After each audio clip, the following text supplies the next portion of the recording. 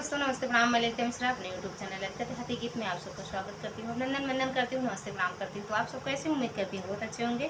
तो आप लोग को एक बहुत ही प्यारा, बहुत अच्छा ननद भौजाई का नोक झोंक भरा चुटकुला नाच के सुनाऊंगी। तो आप लोग सुनिएगा और कमेंट बॉक्स में जरूर बताना कैसा लगा आप लोग को यह गाना, और अपना प्यार दुलार आशीर्वाद देना। राधे राधे दोस्तों।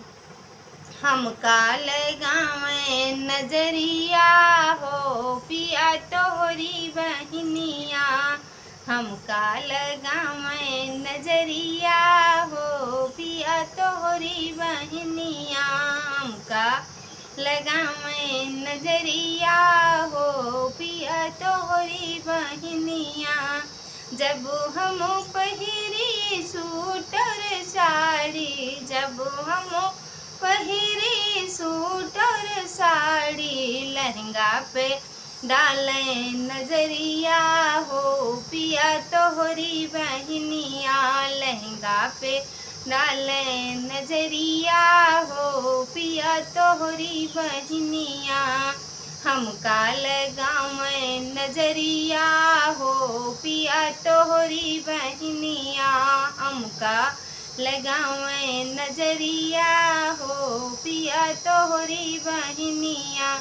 जब हम पहिनी सोना चांदी, जब हम पहिनी सोना चांदी, हरवा पे डालें नजरिया हो पिया तोहरी बहनिया, हरवा पे डालें नजरिया हो पिया तोहरी बहनिया।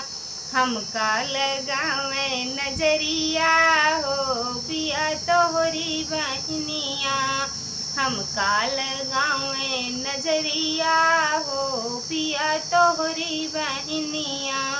जब हम जाई मई के अपने, जब हम जाई मई के अपने, पीछे पीछे आवे ननदिया हो पिया तोहरी बहनिया, भैया पे डालें नजरिया हो पिया तोहरी बहनिया, भैया पे डालें नजरिया हो पिया तोहरी बहनिया। हमके लगावे नजरिया हो पिया तोहरी बहनिया, हमके लगावे नजरिया हो पिया